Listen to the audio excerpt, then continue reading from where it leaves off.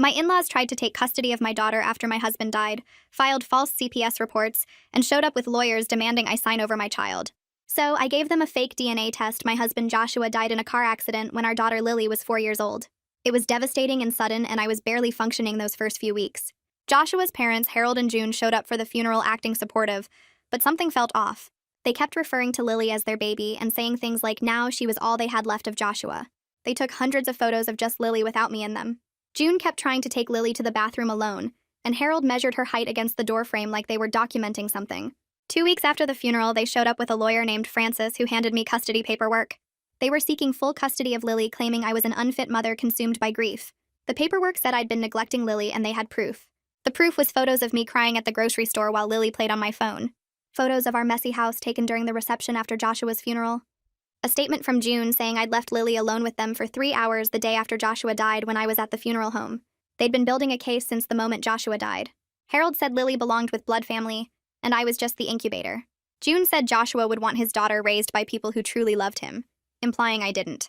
Francis said if I cooperated and signed over custody, they'd let me visit Lily once a month supervised. If I fought them, they'd make sure I never saw her again. They actually thought I'd just hand over my daughter because they demanded it. I told them to get out, and June said they'd already filed with the court and I'd be hearing from Child Services. She was right. 2 days later, Child Protective Services showed up for a wellness check. Harold and June had called claiming I was drunk and Lily was in danger. The social worker found me stone sober playing puzzles with Lily in our clean living room. But they kept calling. Every few days, another complaint. I was on drugs. Lily had bruises. There were strange men coming and going. Each investigation found nothing, but it was exhausting and humiliating. Harold and June would show up during these visits acting concerned and offering to take Lily for her safety. The custody hearing was set for 6 weeks later. Harold and June hired 3 lawyers and a private investigator who followed me everywhere. They'd show up at Lily's preschool telling the staff they were the emergency contacts now. They told the pediatrician I was unstable and shouldn't make medical decisions. They told our neighbors they were moving Lily in with them soon for her well-being. They even started redecorating Joshua's old room in their house as Lily's new princess room, and showed people photos like it was decided. That's when I decided to play dirty. I started dropping hints that Joshua might not be Lily's biological father. Nothing direct, just comments about being grateful Harold and June still wanted a relationship despite everything. When June asked what I meant, I'd change the subject and look guilty. I had my friend Rose call Harold pretending to be from a DNA testing company confirming his appointment. Harold had never made an appointment but suddenly became obsessed with the idea.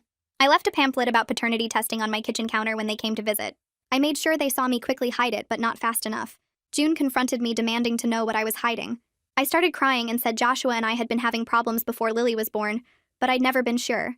And Joshua said it didn't matter because he loved her anyway. This was completely false. Joshua was absolutely Lily's father and we'd been happy. But Harold and June didn't know that. They demanded a DNA test immediately.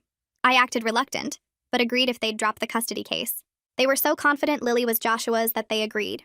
I scheduled the test at a clinic my friend's husband owned. He was happy to help after hearing what they'd done. The day of the test, Harold and June brought their whole family to witness what they thought would be their victory. We all gave samples and waited for the rushed results. My friend's husband delivered the news personally that Lily was definitely not related to Harold and June. The test was fake, but the paperwork looked perfect. Harold accused me of cheating, and June called me horrible names in front of their entire family. I acted shocked and said I was just as surprised as them. Their lawyer, Francis, said the custody case was over since they had no biological claim. Harold and June went insane. Requested Reds is on Spotify now. Check out link in the description or comments. Harold's face went from red to purple in about 2 seconds flat. He started screaming that I was a lying whore who trapped his son. June made this sound like a wounded animal and lunged at me across the clinic waiting room. Fletcher stepped between us with 2 of his nurses and they grabbed June's arms before she could reach me. The whole family just stood there frozen like someone hit pause on a movie. Harold kept yelling about how I destroyed their family and stole their grandchild through lies. Security showed up and had to physically escort Harold and June toward the exit while they screamed threats the whole way. June was crying and shouting that she'd prove I faked it somehow. Harold said I'd pay for what I'd done to them. Their daughter covered her face with her hands, and their son just stared at me like he couldn't believe what he was seeing. Fletcher put his hand on my shoulder and told me to take Lily and go home. I grabbed Lily's hand and we walked out the side door while Harold and June were still being removed from the front entrance. My hands shook so bad on the steering wheel I could barely hold it steady. Lily sat in her car seat behind me playing with her stuffed rabbit like nothing happened. The weight of what I'd just done hit me all at once and I had to pull over for a minute because I couldn't see through the tears. Lily asked why Grandma and Grandpa were yelling so loud. I wiped my eyes and told her they were just very upset right now about some grown-up stuff. She accepted that and went back to making her rabbit hop across the seat. I started driving again and called Montgomery on my phone through the car speakers. He answered on the second ring, and I told him everything that happened at the clinic. He said he'd review the paperwork Harold and June signed and make sure the custody case was officially closed. His voice was calm and steady, and it helped me breathe a little easier. Montgomery called me back an hour later after I got Lily settled at home with her coloring books. He said he'd gone through the agreement Harold and June signed before the DNA test. They explicitly agreed to drop all custody claims if the DNA proved no biological relation between them and Lily. Their signatures were right there on the document, and Francis, their lawyer, had witnessed it and signed too. The custody case was officially over and done. Montgomery said there was no legal way for them to come after Lily now. But he warned me they might try other harassment tactics, since they were clearly unstable and desperate. He suggested documenting everything and being prepared to file for a restraining order if they didn't back off. I thanked him and hung up and just sat on my couch staring at nothing for a while. That night, I held Lily while she slept in her little bed with the butterfly sheets. She looked so peaceful and safe, and I cried quietly so I wouldn't wake her up. Joshua was absolutely her father, and I knew that with complete certainty. I'd just erased his parents from her life with a lie, and there was no taking it back now. But the alternative was losing her to people who called me an incubator and saw her as property they could claim. Harold and June would have taken her away and let me see her once a month like I was some dangerous stranger. I wiped my eyes and kissed Lily's forehead and told myself I did what I had to do, even though the guilt sat heavy in my chest. The next morning, my phone started ringing at 6 a.m. It was June calling over and over and over. I let it go to voicemail and she called again immediately. This happened 47 times before I finally blocked her number around 8 a.m. I listened to a few of the voicemails, and they ranged from her begging to see Lily, to threatening legal action, to calling me every horrible name she could think of. Harold started sending text messages around the same time. Each one called me something vile and promised I'd pay for my deception. He said I destroyed their family and stole their only connection to their dead son. He said he'd make sure everyone knew what kind of person I really was. I saved all the messages in a folder and blocked his number too. Coraline showed up at my door around 10 a.m. after I called her sobbing. I'd held it together as long as I could, but I needed someone to talk to who wasn't a lawyer or a 4-year-old. She came in, and I confessed everything about the fake DNA test while Lily watched cartoons in the other room. Coraline held me while I broke down and told her I felt like a terrible person. She pulled back and looked me right in the eyes and said I did what I had to do to protect my daughter from people who were trying to steal her. She reminded me how Harold and June had been calculating and cruel from the moment Joshua died, how they took photos to build a case and filed false CPS reports, and hired 3 lawyers to take my child away. She said they left me with no good choices, so I made the only one that kept Lily safe. 2 days later, Harold and June showed up at my house around lunchtime. I saw their car pull up and immediately started recording on my phone. They came to my front porch and started pounding on the door, demanding I admit the test was fake. I stood inside with the door locked and kept recording while they screamed accusations. June said she knew I'd somehow switched the samples or paid Fletcher to lie about the results. Harold said there was no way Joshua wasn't Lily's father, and I was running some kind of conspiracy. They went on like this for maybe 10 minutes before I called the police. I told the operator there were people on my property refusing to leave, and I had a recording of the whole thing. The police showed up within 15 minutes and removed Harold and June for trespassing. The officers took my statement and the recording and said I could press charges if I wanted to. Montgomery filed for a restraining order the next day. He used the harassment evidence, the false CPS reports, the threatening voicemails and texts, and the trespassing incident. The court granted a temporary order requiring Harold and June to stay 500 feet away from me, Lily, our home, and her preschool. They couldn't contact us directly or through other people. The hearing for a permanent restraining order was scheduled 3 weeks out. Montgomery said the temporary order would protect us until then, and the evidence was strong enough that the permanent one would probably get approved. I started seeing Valerie for therapy the following week. She specialized in grief counseling and trauma, and I needed help processing everything. I told her about Joshua dying and Harold and June trying to take Lily and the fake DNA test I used to stop them. Valerie listened without judging and then helped me understand I'd been backed into an impossible corner by predators who exploited my vulnerability. She said the deception was survival, not malice, even though the moral weight still felt heavy. We talked about grief and protection, and what it means to be a good mother when there are no good choices. She gave me tools to manage the panic attacks and guilt and fear that kept hitting me in waves. June contacted Fletcher's clinic a few days after the restraining order, demanding to see the actual DNA test results and all the lab documentation. Fletcher had prepared everything perfectly with fake paperwork that looked completely real. It had proper lab letterhead and technical details, and reference numbers that seemed legitimate. June threatened to sue the clinic for fraud, but her lawyer looked at everything and told her there was no legal basis for a lawsuit. The test results appeared valid and properly documented, and there was no evidence of tampering or deception. Fletcher called me after to say we were safe, and the fake paperwork had held up under scrutiny exactly like he'd planned. My phone rang 3 days after the DNA test blew up, and I saw Joshua's brother's name on the screen. Bo hadn't called since the funeral, hadn't responded to any messages about the custody battle. I let it ring twice before answering. His voice came through broken and shaky. Nothing like the confident guy who used to tease Joshua at family dinners. He said he just found out about everything, the custody papers and the lawyers and all the false CPS reports his parents filed. He kept apologizing, saying he had no idea they'd gone that far, that he'd been working overseas and only got back when the DNA results exploded the family. He asked if there was any way he could still see Lily, still be her uncle despite what his parents did. I told him I needed time to think about it and hung up feeling weird and suspicious, but also a little hopeful that maybe not everyone in Joshua's family had lost their minds. Coraline came over the next morning to watch Lily while I met Beau at a coffee shop downtown. He looked terrible, like he hadn't slept in days, with dark circles under his eyes and his hair all messy. We sat at a corner table away from other people and he started talking before I even ordered my drink. He said his parents had become obsessed with Lily after Joshua died, calling her their second chance and saying she was all they had left. He admitted they'd always been controlling with him and Joshua growing up, but this was different, darker, like they'd completely lost touch with reality. He looked genuinely sick when he talked about the false CPS reports and the private investigator following me. He said he confronted them after the DNA test and they wouldn't even listen, just kept screaming about how I'd ruined everything. Beau leaned forward and lowered his voice when he told me what his parents were saying now. They'd convinced themselves I must have switched the DNA samples somehow, or paid Fletcher to fake the results. They were telling everyone who'd listen that there was no possible way Joshua wasn't Lily's father, and I was running some kind of crazy conspiracy to keep them away from their granddaughter. He said they sounded completely unhinged, repeating the same accusations over and over like a broken record. Part of me felt scared hearing this, but another part felt relieved because the more insane they sounded, the less likely anyone would believe them. Beau said even their friends were starting to avoid them because they couldn't talk about anything else. The preschool director called me 2 days later sounding really upset. She said June had shown up that morning trying to pick up Lily, even though I'd removed her from the emergency contact list weeks ago. Security stopped her at the front door, but she started screaming that her granddaughter was being kept from her, and she had rights. She caused such a big scene that other parents complained and they had to call the police. The cops came and banned her from the property completely, and the director said if June showed up again, they'd press charges for trespassing. I thanked her for protecting Lily and hung up feeling sick to my stomach. They weren't backing off. They were just getting more desperate and unpredictable. Tiana from CPS showed up for what she said would be her final visit the following week. She looked through the house one more time and played with Lily for a few minutes, then sat down with me at the kitchen table. She apologized for everything I'd been put through and said her report would note that all the complaints were clearly malicious and totally unfounded. She told me she'd seen cases like this before, grandparents weaponizing the system during custody fights, using CPS as a weapon to harass parents they were battling. She officially closed the case and said unless new credible concerns came up, they wouldn't be back.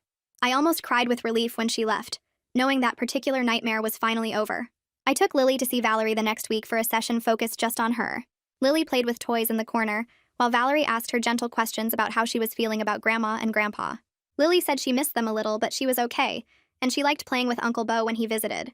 Valerie explained in simple kid language that sometimes grown-ups have big disagreements and need space from each other for a while. She asked Lily if she felt safe and happy at home, and Lily nodded and went back to her coloring. Valerie told me afterward that Lily seemed remarkably well-adjusted considering everything, probably because I'd kept the worst of the conflict away from her. Kids are more resilient than we think when they feel secure with their primary caregiver. A certified letter arrived the following Tuesday from a lawyer I'd never heard of. Harold was demanding I submit to another DNA test at a lab of their choosing, claiming the first results were fraudulent. The letter used a lot of legal language about scientific integrity and parental rights. I forwarded it to Montgomery, who responded the same day with his own letter. He wrote that the matter was closed per the signed agreement Harold and June had made before the test, and any further harassment would result in additional legal action, including possible charges for stalking. Montgomery told me the threats were getting desperate and scattered, which meant they were running out of options and lawyers willing to take their increasingly weird case. June posted something on social media a few days later that one of my friends sent me a screenshot of. She'd written this long post about being kept from her granddaughter and hinting that I was abusing Lily. She didn't use names, but it was obvious who she meant. Several people who knew the real story commented with the truth about the custody attempt and all the false CPS reports. Someone even mentioned the restraining order. June deleted the whole post within a few hours after it completely backfired. But people had already taken screenshots and the damage to her reputation was done. Her attempt to make me look bad had just made her look more unhinged to everyone watching. The permanent restraining order hearing finally arrived 3 weeks after the temporary one was granted. I brought a thick folder of evidence showing all the harassment, the threatening voicemails and texts, the trespassing incident, the preschool scene. Harold and June showed up with yet another lawyer who argued they were just grieving grandparents being denied access to their only grandchild. The judge read through the custody paperwork and the false CPS reports with his mouth pressed into a thin line. He looked at Harold and June and asked if they understood how serious it was to file false reports with child services. Their lawyer tried to argue they'd had legitimate concerns, but the judge cut him off. He granted the permanent restraining order for 3 years, requiring them to stay away from me, Lily, our home, and her school. They couldn't contact us directly or through other people. If they violated it even once, they'd face criminal charges. Beau called me after the hearing and asked if we could talk about him maintaining a relationship with Lily separate from his parents. I was hesitant because I didn't want any connection back to Harold and June, but Beau had been consistently respectful and genuinely horrified by everything they'd done. We agreed he could visit at my house with me present. Supervised visits where he could be her uncle without bringing any of the toxic grandparent stuff into it. He seemed relieved and grateful, and promised he'd never try to manipulate the situation or pass information to his parents. I wanted to believe him because Lily deserved to know at least one person from Joshua's family who wasn't completely broken. The first panic attack hit me in the parking lot of the grocery store when I saw a silver sedan that looked exactly like Harold and June's car. My chest locked up and my hands started shaking so bad I couldn't get my keys in the ignition. Lily asked me what was wrong, and I couldn't even answer her because I was gasping for air like someone drowning. It wasn't their car, just one that looked similar, but my body reacted like they were right there ready to snatch Lily away from me. I managed to drive home with white knuckles gripping the steering wheel and called Valerie the second I got inside. She fit me in for an emergency session that afternoon and explained this was completely normal after prolonged harassment and threats. My nervous system had been in constant fight or flight mode for months, and now it was stuck in that pattern even when the actual danger had passed. She taught me breathing exercises and grounding techniques, ways to remind my body that I was safe now. The hypervigilance would fade with time and safety, she promised, but I needed to be patient with myself while my brain rewired. For weeks after that, I'd see cars that looked like theirs everywhere, even though they lived 30 minutes away and had a restraining order keeping them from coming near us. Each time my heart would race and my palms would sweat until I could confirm it wasn't actually them. Lily brought up Harold and June one evening while we were eating dinner. She asked when she'd see Grandma and Grandpa again in this casual way, like she was asking about any normal relatives. I set down my fork and told her they were taking a very long break because of grown-up problems. Nothing she did wrong, just complicated adult stuff that was hard to explain. She nodded and accepted this without any follow-up questions, then immediately started talking about the art project she was making at preschool with glitter and popsicle sticks. Her ability to just move on from heavy topics amazed me.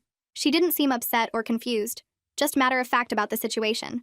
Part of me felt relieved that she wasn't traumatized by losing contact with them, but another part worried about long-term impacts I couldn't see yet.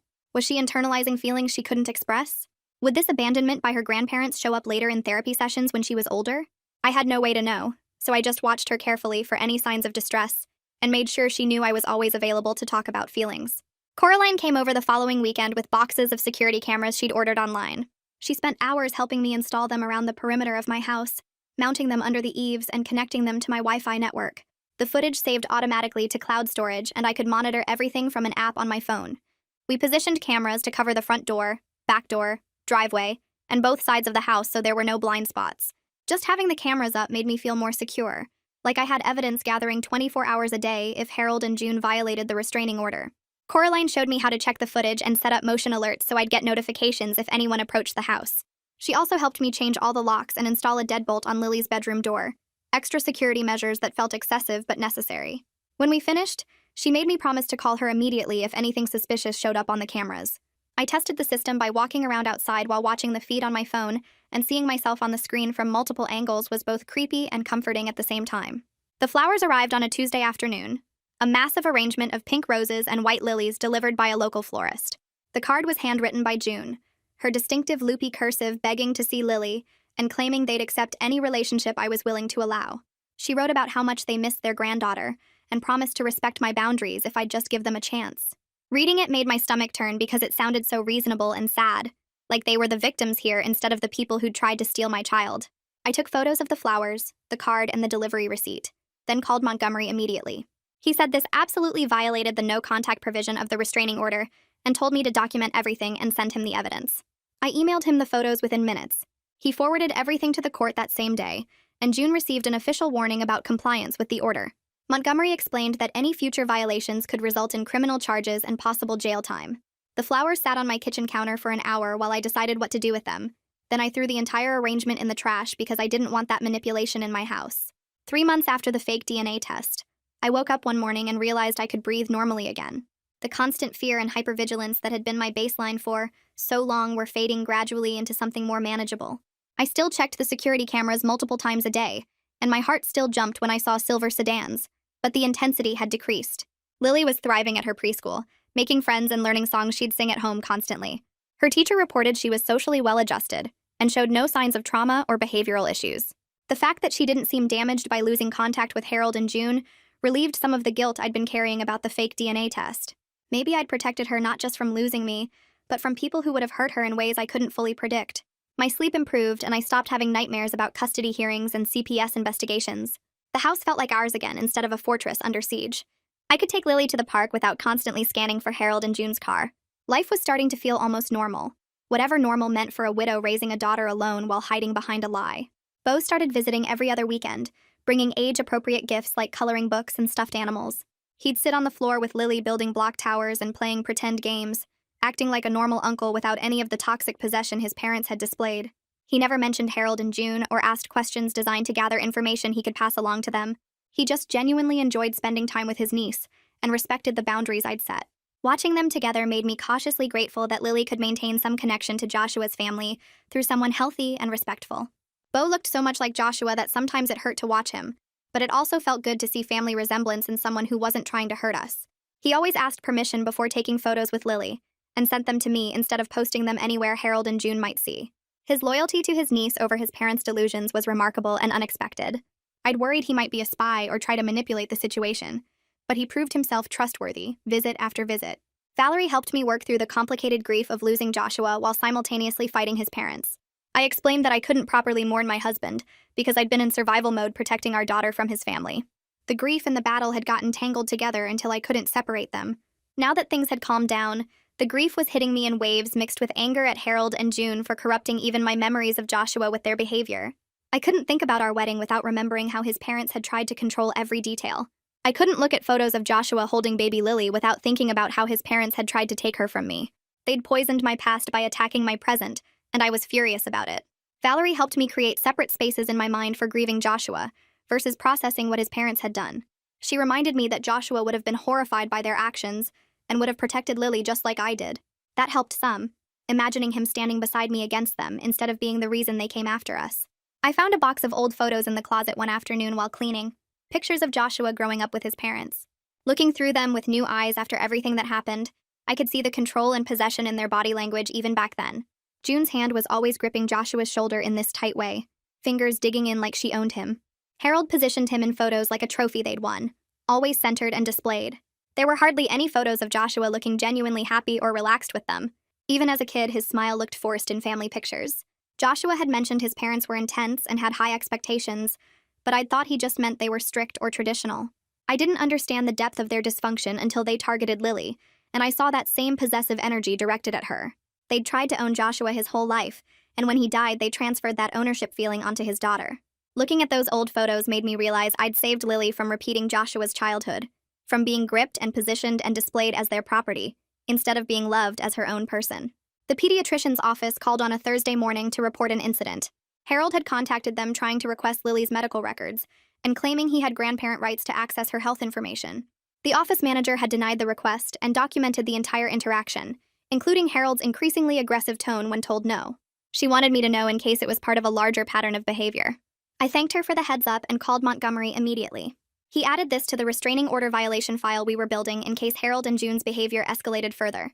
Montgomery said the medical records request was legally questionable since they had no custody or guardianship rights, and it showed they were still trying to insert themselves into Lily's life despite the court order. He sent a letter to their lawyer warning that any further attempts to access information about Lily would be treated as harassment and violations of the restraining order. The pediatrician's office added notes to Lily's file about the situation and flagged Harold and June's names, so any future contact attempts would be immediately reported to me and documented. 4 months after the fake DNA test, Lily mentioned Grandma and Grandpa only occasionally and without any distress in her voice. She'd see an older couple at the store and comment that they looked like grandparents, or she'd remember something they'd given her before everything exploded, but it was casual observation rather than grief or longing. She'd formed much closer bonds with Coraline, who took her for special aunt and niece days at the zoo or children's museum. Bo's regular visits gave her consistent connection to Joshua's side of the family through someone stable and kind.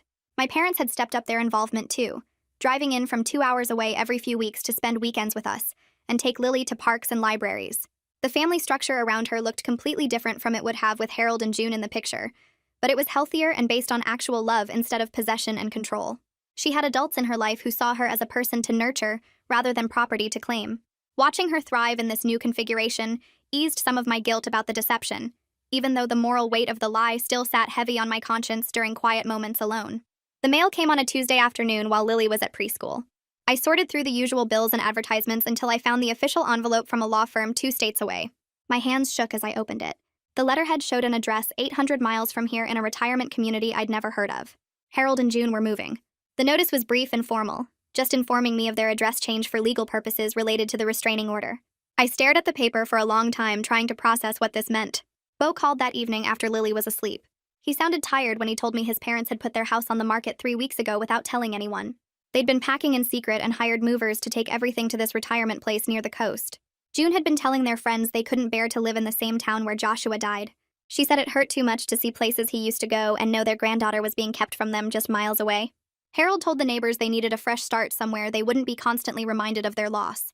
Beau said the whole story was designed to make them look like grieving victims, instead of the people who'd tried to steal my daughter. The retirement community was gated with security and activities for older residents. They'd signed a lease on a 2-bedroom unit with an ocean view. Beau had seen photos June posted on social media before quickly deleting them. She'd captioned one picture talking about new beginnings and healing from family betrayal. I felt something loosen in my chest that had been tight for months. 800 miles of distance between Harold and June and Lily felt like a gift I hadn't dared to hope for. The legal barriers were strong, but geography added another layer of protection that made me breathe easier. Beau asked if I was okay, and I told him I was more than okay. 3 weeks after the moving notice, Montgomery called to say he'd received a letter from June's new lawyer. I drove to his office during my lunch break and sat across from his desk while he slid the envelope toward me. The letter was typed on expensive paper with June's new attorney's letterhead embossed at the top. She was offering to drop all hostility and cease any future legal action if I would admit the DNA test was fabricated and allow supervised monthly visits with Lily. The lawyer's language was careful and formal, but the desperation underneath was obvious. June wanted validation that she was right, that Lily was absolutely their biological grandchild, that I had lied and manipulated to keep their family apart. She was willing to trade peace for the truth she needed to hear. Montgomery watched my face while I read. He'd already drafted a response that he showed me next. It was brief and firm, stating I had nothing to admit. The DNA test results stood as documented, and the restraining order would remain in full effect for its duration.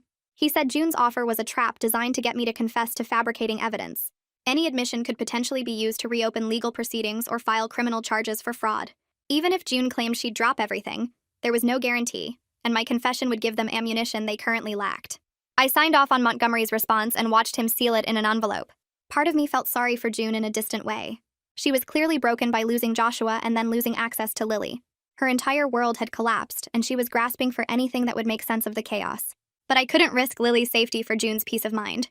The desperation in that letter proved they still saw Lily as something they owned, something stolen from them that they deserved to reclaim. Their grief didn't erase the calculated cruelty of their custody attempt. Montgomery mailed the response that afternoon. I sat in Valerie's office the following Thursday, trying to explain the guilt that kept surfacing at random moments. She listened while I talked about June's letter and the move and how part of me wondered if I should have found another way. The fake DNA test had worked, but it felt like a stain I couldn't wash off no matter how many times I justified it to myself. Valerie leaned forward and asked what other options Harold and June had given me. I went through it all again. The custody ambush 2 weeks after Joshua's funeral. The false CPS reports designed to build a case against me. The 3 lawyers and private investigator. The systematic manipulation of everyone in my life, from Lily's preschool to our pediatrician to our neighbors. The princess room they'd decorated before any court decision. The threats that I'd never see Lily again if I fought them. Valerie asked what ethical choice existed in that situation. I could lose my daughter to people who saw her as property and me as an incubator. Or I could use deception to protect her from predators who'd proven they'd destroy me to get what they wanted. Those were my only options. She said I'd chosen Lily's safety over my own moral comfort, which was exactly what a mother should do when backed into an impossible corner. The deception was morally complicated, but the motivation was pure protection. Harold and June had created a situation where normal ethical behavior meant losing my child. They'd forced me into territory where the usual rules didn't apply because they'd already broken every rule themselves. I cried in her office for 20 minutes while she sat quietly. When I finally stopped, she reminded me that guilt was natural, but I needed to separate the weight of deception from the necessity of survival. I'd saved Lily from a toxic situation using the only weapon available. That didn't make me a bad person. It made me a mother who refused to be destroyed by people who'd mistaken grief for ownership. That night, after Lily fell asleep, I pulled out a blank journal I'd bought weeks earlier but hadn't been able to open. I sat at the kitchen table with a pen and stared at the empty first page for a long time. Finally, I started writing. I documented everything from Joshua's death through the funeral and Harold and June's immediate obsession with Lily. I wrote about the custody paperwork and false CPS reports and systematic harassment. I described the fake DNA test plan and execution and aftermath. I wrote it all as clearly and honestly as I could, including my own doubts and guilt about the deception. This journal was for Lily to read when she was old enough to understand. Maybe when she was 16 or 20 or 30, whenever she asked the hard questions about why her father's parents weren't in her life. She deserved to know the truth about what happened and why I made the choices I did. I wanted her to have the full story, including the parts that made me look bad. The lies I told and the manipulation I used and the relationship I destroyed. She could judge my methods when she was old enough to understand the impossible situation. I wrote for 2 hours that first night, filling page after page with details I was terrified of forgetting. The journal would be my insurance that she'd know the truth even if something happened to me before I could tell her in person. I hid it in my closet behind a box of old sweaters, where it would stay safe until the right time came. Beau called on Saturday morning while I was making pancakes with Lily. She was pouring chocolate chips into the batter and didn't notice when I stepped into the hallway to take the call. Beau's voice was strained when he told me his parents were still insisting to everyone that I'd faked the DNA test. They'd apparently been telling their new neighbors at the retirement community that their son's widow had fabricated test results to keep their granddaughter away from them. They showed people photos of Lily and talked about how she was absolutely their biological grandchild, being held hostage by a vindictive woman. Beau said their social circle back home had mostly stopped engaging with the topic because Harold and June sounded increasingly unhinged. People would nod politely and change the subject when June started talking about conspiracy and fraud and stolen grandchildren. But in their new community where no one knew the backstory, they were finding fresh audiences for their delusion. The retirement community had a social committee that organized activities, and June had joined immediately. She'd been showing photos of Lily at coffee hours and book clubs, telling anyone who'd listen about the family tragedy. Beau had heard this from a family friend who had a relative in the same community. The delusion had become their entire identity and grief. They'd built a complete narrative where they were victims of my cruelty, instead of people who'd tried to steal a child through legal manipulation. Beau sounded exhausted when he said he'd tried talking to them, but they wouldn't hear anything that contradicted their version of events. I thanked him for the warning and went back to the kitchen where Lily was arranging chocolate chips in a smiley face pattern. 5 months had passed since the fake DNA test when I finally felt ready to take Lily back to the cemetery. We stopped at a flower shop and I let her pick out a small bouquet of yellow roses. She held them carefully in her lap during the drive, asking questions about where we were going. I explained we were visiting Daddy's special place where we could talk to him and remember happy times.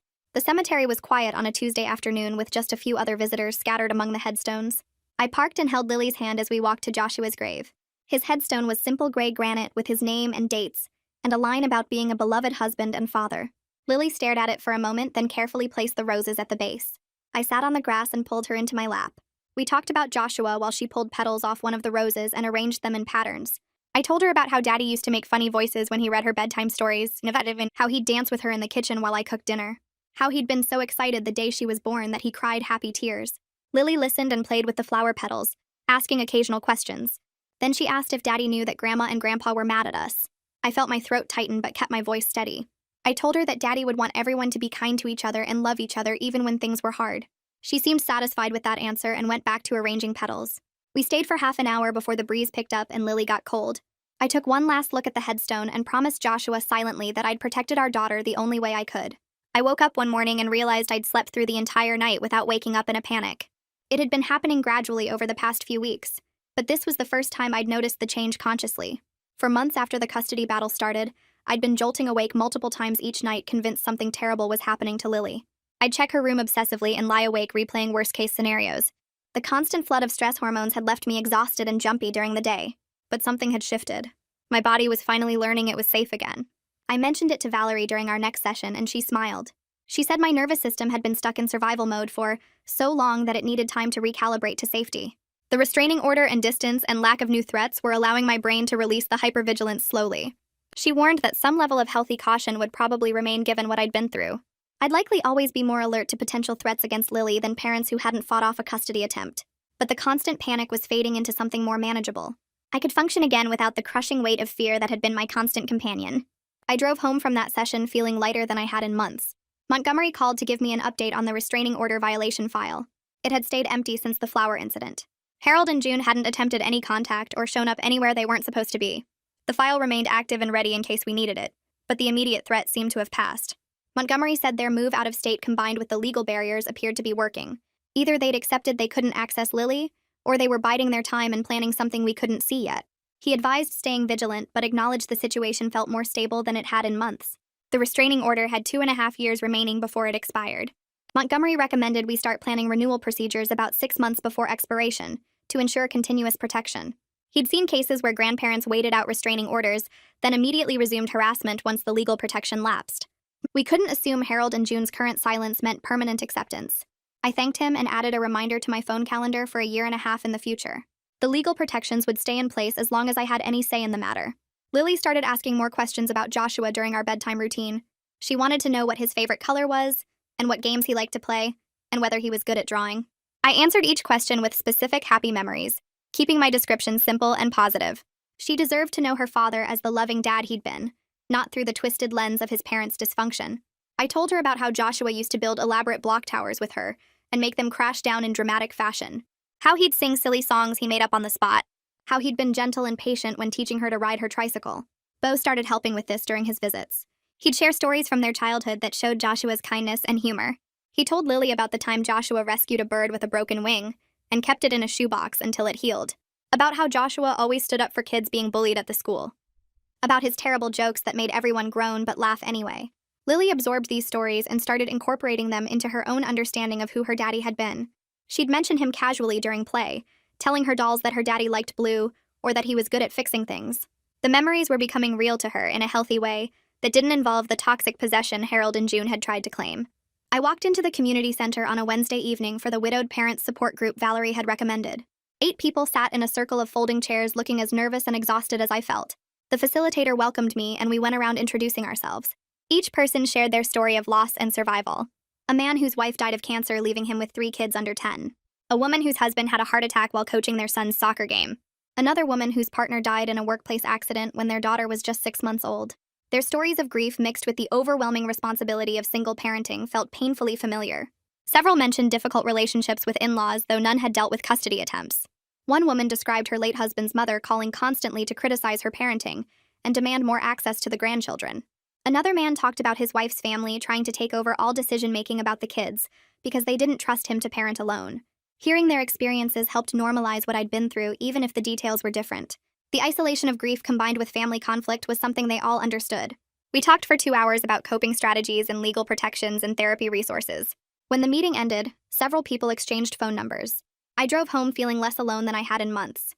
The validation that other people had survived similar impossible situations made my own survival feel less like barely holding on and more like actual strength.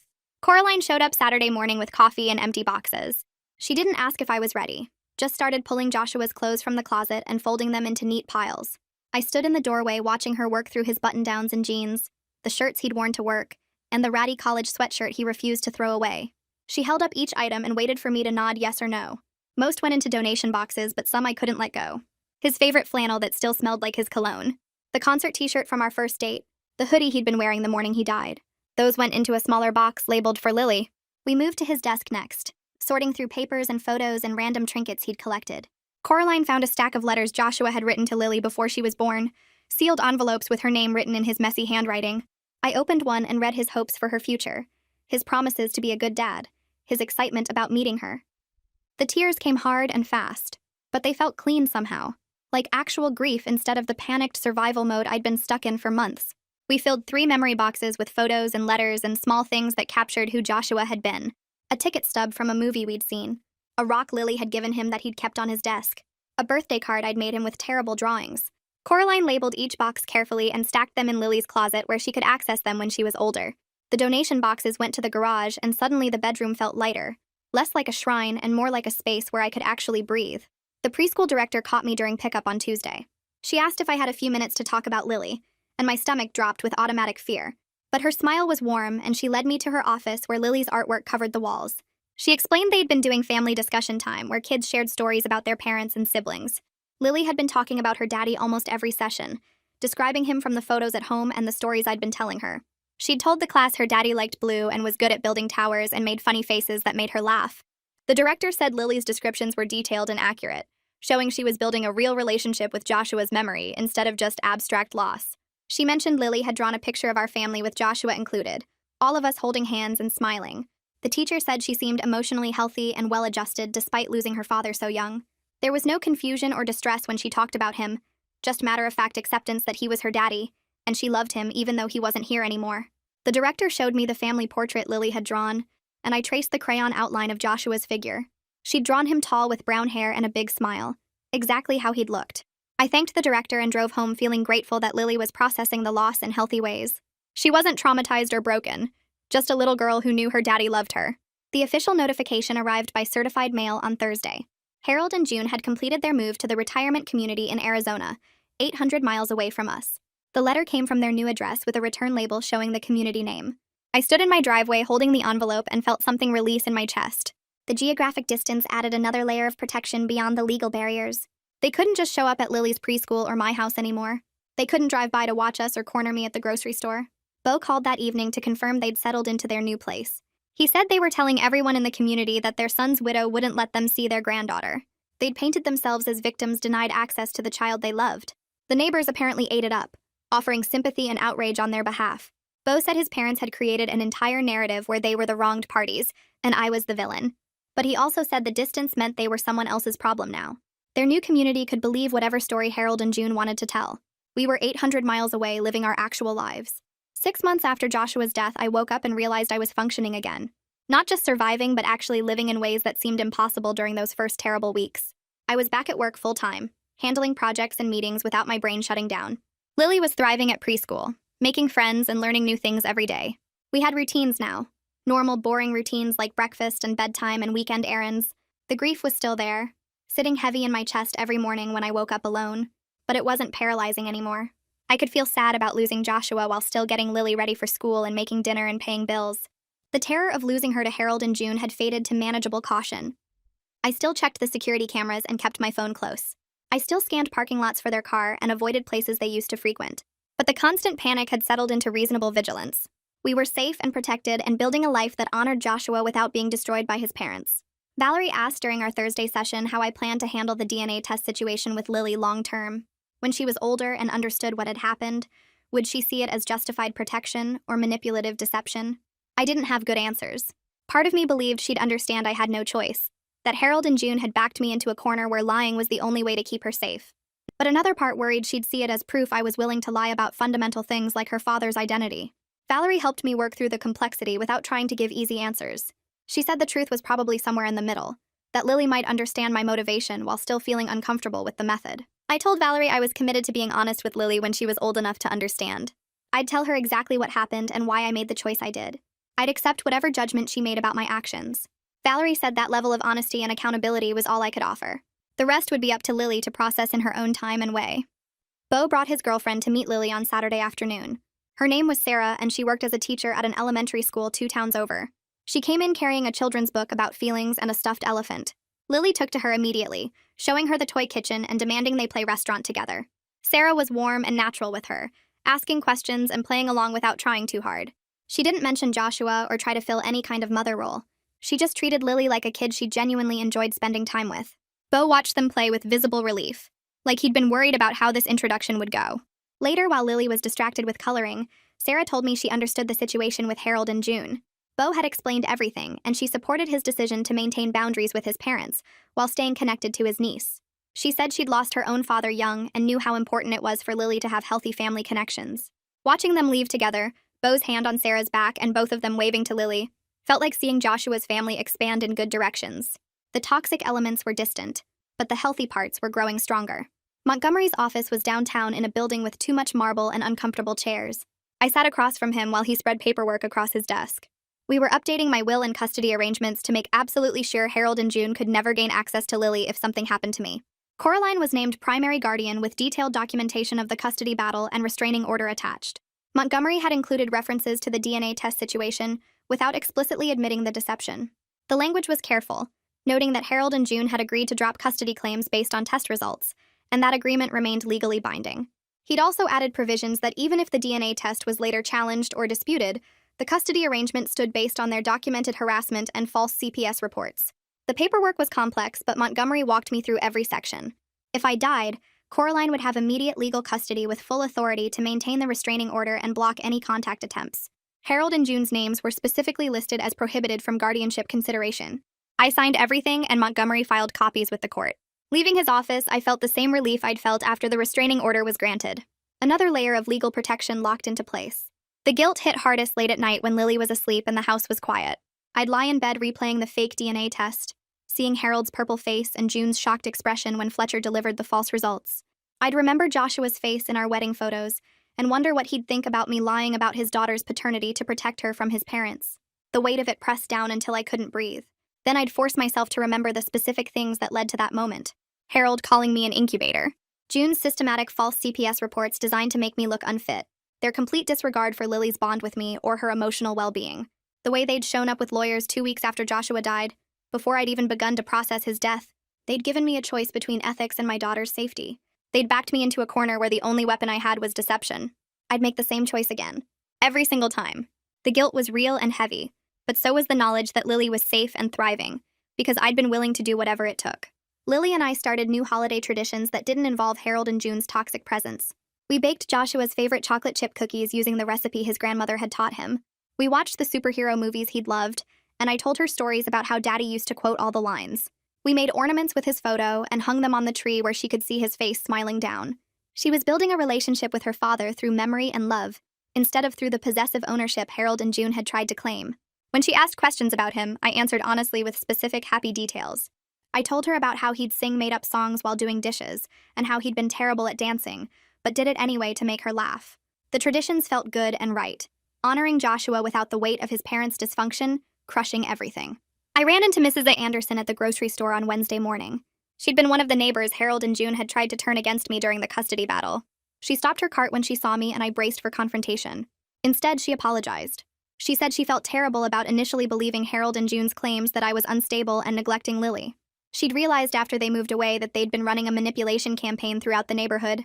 Other neighbors had compared notes and figured out Harold and June had been telling different lies to different people, building a false narrative that I was an unfit mother. Mrs. Anderson said the community had largely realized the truth about what they'd tried to do. She asked how Lily was doing, and I told her she was thriving. We talked for a few minutes about normal neighborhood things, and then went our separate ways. Driving home, I felt something shift. The community that Harold and June had tried to poison against me was healing. People were seeing through their lies. We weren't isolated and under siege anymore. We were just a regular family living in our neighborhood. Beau visited on a Tuesday afternoon while Lily was at preschool, and we sat at my kitchen table drinking coffee. He told me his parents called him every few days asking about Lily and demanding information about her life. They wanted to know what she looked like now, what she was learning, if she mentioned them, if she seemed happy. Beau said he kept his answers short and firm, telling them only that Lily was healthy and happy and nothing more. He'd made it clear to Harold and June that his relationship with me and Lily existed separately from their mess, and he wouldn't be their spy or messenger. They accused him of betrayal and taking my side against family, but he held his ground. His loyalty to his niece over his parents' twisted claims about ownership impressed me more than I could express. He said they still insisted the DNA test was fake and I'd somehow tricked everyone, but their story changed depending on who they talked to. Sometimes I'd switch the samples. Sometimes Fletcher was in on a conspiracy. Sometimes the whole thing was elaborate revenge for some imagined slight. Their delusion had become their entire identity, and Beau said it was exhausting watching them destroy themselves over lies they'd convinced themselves were truth. I thanked him for being the one decent connection Lily had to Joshua's family, and he got tears in his eyes saying she deserved to know her father's memory without the poison his parents spread. 7 months had passed since the fake DNA test, and I found myself able to look at our wedding photos without completely falling apart. I pulled the album from the shelf one Saturday morning and sat on the couch flipping through pages while Lily played with blocks nearby.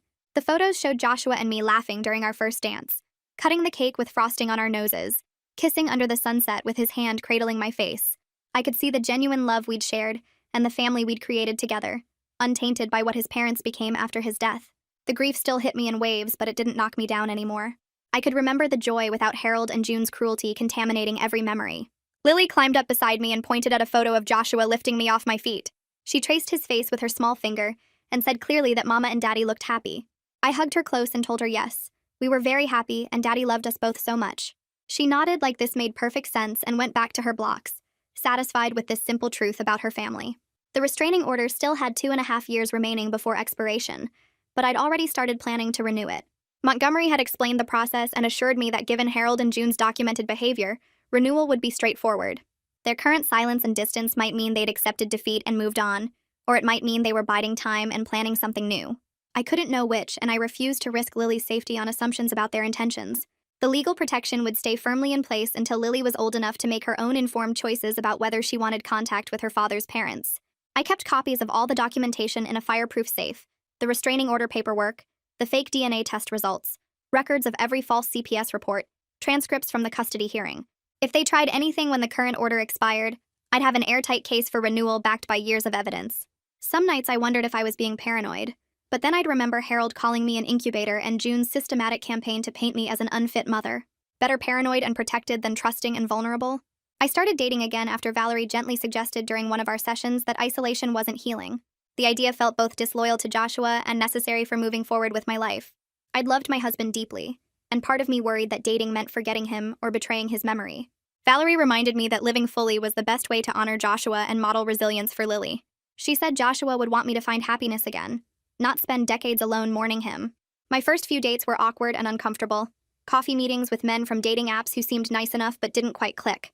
I was honest about being a widowed single mother with complicated in-law history, which scared some guys off immediately.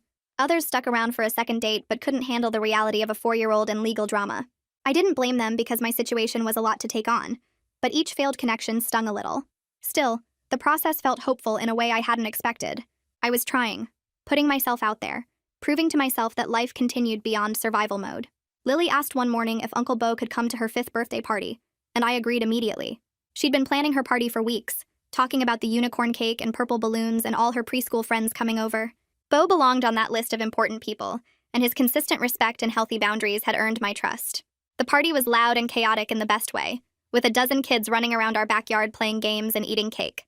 Beau showed up with thoughtfully chosen gifts, including an art set Lily had mentioned wanting, and a framed photo of Joshua holding baby Lily that made me tear up. He played with the kids, helped with games, and several other parents commented on what a great uncle he was. One mom asked if he was single, and I laughed, appreciating the normalcy of playground parent matchmaking. The party felt joyful and ordinary, everything the first year after Joshua's death wasn't. Watching Lily blow out her candles surrounded by friends and family who loved her, I felt like we'd finally built something stable and good from the wreckage. I received a message from June 2 weeks after Lily's party, delivered through a mutual acquaintance who'd stayed neutral during the custody battle. The intermediary called saying June had begged her to pass along a request for just one photo of Lily. According to the message, June seemed genuinely broken and desperate for any connection to her granddaughter. She wasn't asking to see Lily or talk to me, just wanted one current picture to know what her granddaughter looked like now. The intermediary said June cried while making the request and seemed like a woman drowning in grief, rather than the calculating manipulator from the custody battle. I thanked the intermediary for passing along the message and said I needed time to think about it. I didn't respond to June and had no intention of responding, because any engagement opened a door I'd fought too hard to close. But the request haunted me with questions about mercy versus safety. Was June truly suffering, or was this another manipulation tactic? Did her pain matter when weighed against the trauma she'd inflicted? Could one photo really hurt anything, or would it encourage more boundary pushing? I had no answers, just the uncomfortable weight of someone else's grief pressing against my protective walls. I brought the photo request to my next therapy session with Valerie, and she helped me process it by examining the pattern of Harold and June's behavior from the start. Their initial response to Joshua's death wasn't grief, but ownership, treating Lily like property to claim rather than a child to comfort. Their methods weren't love but control, using lawyers and false reports and manipulation instead of supporting their widowed daughter-in-law. Their current desperation didn't erase the trauma they'd inflicted or prove they'd changed their fundamental view of Lily as belonging to them. Valerie said compassion for their pain didn't require sacrificing Lily's protection or my hard-won peace. She reminded me that June had called me horrible names in front of her entire family, that Harold had threatened to make sure I never saw my daughter again, that they'd systematically tried to destroy my reputation in the community. One photo might seem harmless, but it would tell them I was willing to engage, that my boundaries were negotiable, that persistence might eventually wear me down. Valerie said the kindest thing I could do for everyone was maintain the clear boundaries that kept Lily safe and me sane. The guilt about June's suffering was real, but so was my responsibility to protect my daughter from people who'd proven themselves dangerous. 8 months after the custody battle officially ended, I started planning Lily's transition to kindergarten in the fall. The elementary school had excellent ratings and a warm principal who took security concerns seriously. During enrollment, I provided full documentation of the restraining order against Harold and June. The school secretary added their names and photos to the banned persons list, flagged Lily's file with security alerts, and confirmed they were explicitly barred from any contact or information about Lily. The principal assured me they took these situations seriously and had protocols in place. Only I could pick up Lily, or authorize other adults to do so, and anyone attempting to gain information about her would be reported to police immediately. The security measures felt automatic now, just part of our life structure rather than crisis response. I filled out emergency contact forms listing Coraline and Beau, updated medical information, signed permission slips for field trips, normal parent tasks that felt remarkable in their ordinariness after everything we'd survived. I met James through work at a conference where we ended up sitting next to each other during a boring presentation and bonding over whispered jokes. He asked for my number, and we started texting, then had coffee, then actual dates. James was patient with my complicated situation and genuinely interested in getting to know both me and eventually Lily. We took things slowly because I wasn't ready to rush into anything, and he respected that completely. His steady presence felt like possibility after months of pure survival mode, like maybe there was space in my life for something beyond protecting Lily and processing grief. He asked thoughtful questions about Joshua and never seemed threatened by my past or tried to compete with my dead husband's memory. When I explained about the in-law situation in vague terms, he listened without judgment and didn't press for details I wasn't ready to share. He made me laugh, sent sweet good morning texts, and seemed content to let our relationship develop at whatever pace I needed. Beau called one evening sounding excited and nervous, asking if we could meet for coffee the next day because he had news. We met at the same coffee shop where we'd first talked after the DNA test explosion, and he told me he'd gotten engaged to his girlfriend. I congratulated him genuinely because I'd met her at Lily's party and she seemed lovely. Then Beau asked if Lily could be flower girl at their wedding, and my immediate protective instinct kicked in. The wedding would be out of state where Harold and June lived, and I started forming my refusal. But Beau quickly explained that his parents absolutely would not be invited, and he'd already arranged detailed security plans. He'd hired security guards for the venue, provided photos of Harold and June to all staff, and made it explicitly clear they were banned from the property. His bride fully supported this decision and understood that Lily's safety came before any family drama. Beau said he'd earned trust through consistent respect and healthy boundaries, and he hoped I'd let Lily be part of his special day. Looking at his earnest face, I realized he was right about earning trust. I agreed with conditions about security protocols and emergency plans, and Beau promised everything in writing. He thanked me with tears in his eyes, saying it meant everything to have his niece there celebrating with him.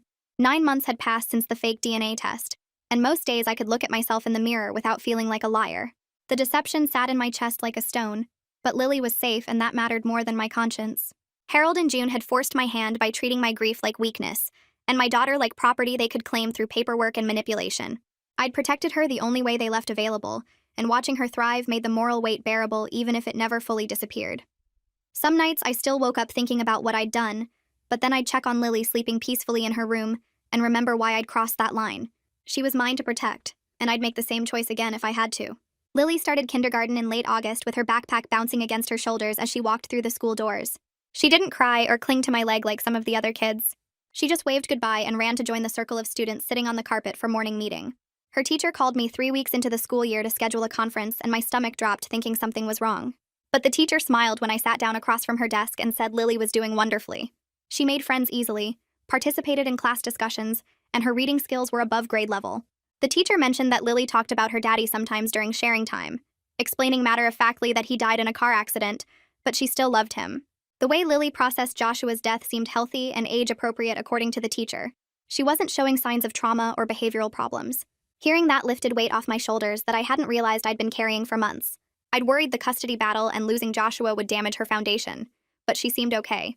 Better than okay, actually. James came to my house for dinner on a Saturday night 3 months after we started dating.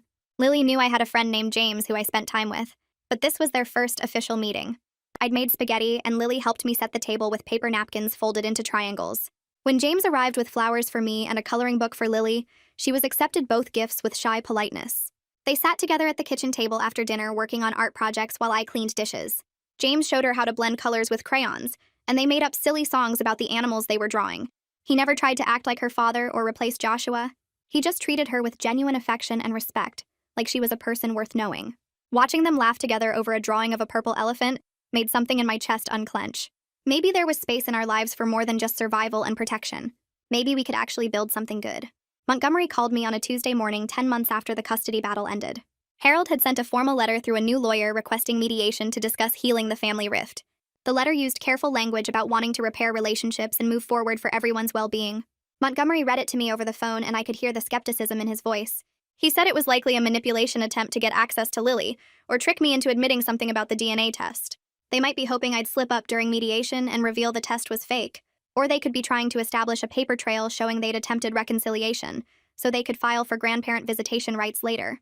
Montgomery advised declining through legal channels without any personal contact. I agreed immediately. The restraining order was my only communication with Harold and June, and that's how it would stay. Montgomery sent a response letter saying I was declining mediation, and the existing court orders remained in effect.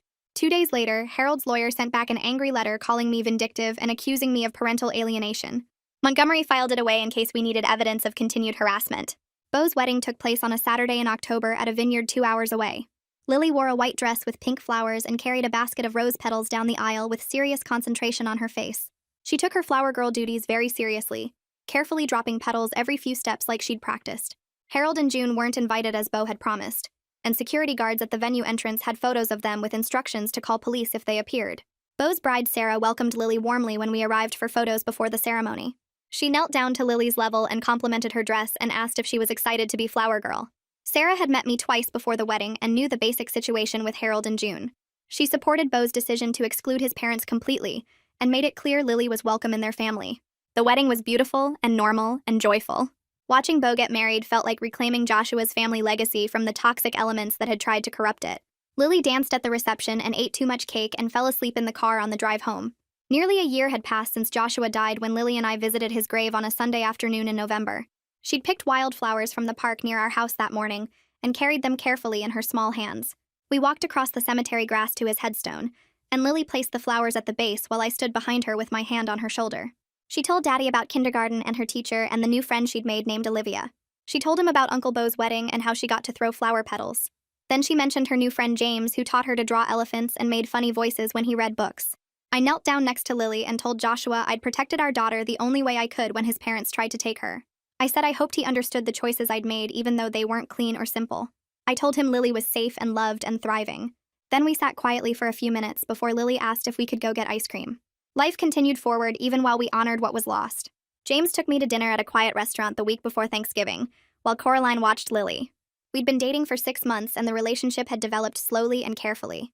He reached across the table and took my hand and said he was falling in love with both me and Lily. He said he was ready for whatever pace we needed and he wasn't trying to rush anything. The relationship felt like healing instead of replacement, like building something new while still honoring what Joshua and I had together. Lily called him James, not Daddy, and everyone respected that distinction. James never pushed for a father role or tried to compete with Joshua's memory. He just showed up consistently and treated us both with kindness and patience. When I told him I had feelings for him too but needed to keep taking things slow, he smiled and said he'd wait as long as I needed. We finished dinner and drove back to my house where Lily was already asleep on Coraline's lap watching a movie. I was genuinely happy now in ways that seemed impossible during those first devastating weeks after Joshua died. Lily was thriving in kindergarten with friends and confidence and healthy ways of talking about her daddy. We had a family structure built on love instead of possession, with Coraline and Beau and James forming a support system that felt solid. Legal barriers and geographic distance kept us protected from Harold and June, who lived 800 miles away, convinced of delusions they'd never let go. The fake DNA test remained my secret burden and protection, sitting in my chest like a stone I'd learned to carry. It was morally complicated and ethically messy, but absolutely effective. We were safe. We were healing. We were building a future that honored Joshua's memory without being destroyed by his parents' dysfunction. Some mornings I woke up and felt actual joy instead of just relief at surviving another day. Lily would climb into my bed and tell me about her dreams, and I'd make pancakes while she colored at the kitchen table. Normal life had returned in ways I'd thought were lost forever when Joshua died. The grief remained, but it didn't consume everything anymore. There was room for happiness alongside the loss, and that felt like its own kind of victory.